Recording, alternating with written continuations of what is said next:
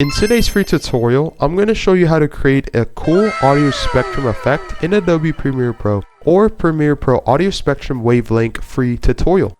If you want to learn how I create content online and save hundreds of hours per year, click the link down below, scan the QR code, and enjoy the tutorial. Locate the audio piece that you would like to make into an audio waveform or spectrum in Adobe Premiere Pro.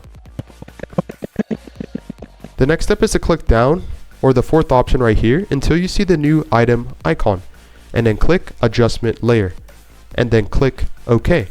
Drag the adjustment layer on top of your music or audio piece. Highlight both the adjustment layer and the music or audio piece.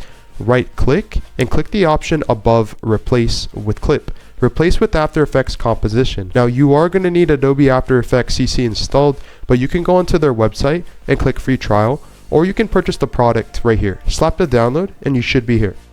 The next step is to click and then to re-click the adjustment layer, and then go to the top screen right here and click layer, new, and then click the second option, solid.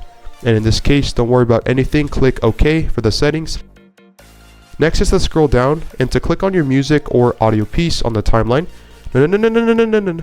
The next step is to, once your dark gray solid has been selected or highlighted, go under to the top and then click effect, and then scroll down until you see generate, and then click the third option right here, audio spectrum, which is above audio waveform.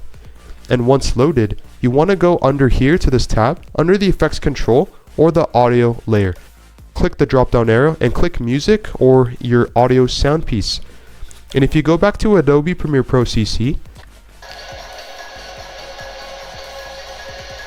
you can clearly see that we have the audio piece or waveform, or should I say this is the before.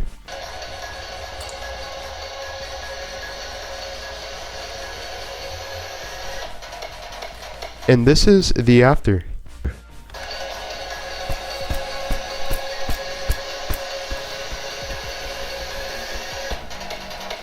Again, if you want to learn how you can save hundreds of hours and money online per year creating content, click the link down below, scan the QR code, and thanks for watching this tutorial.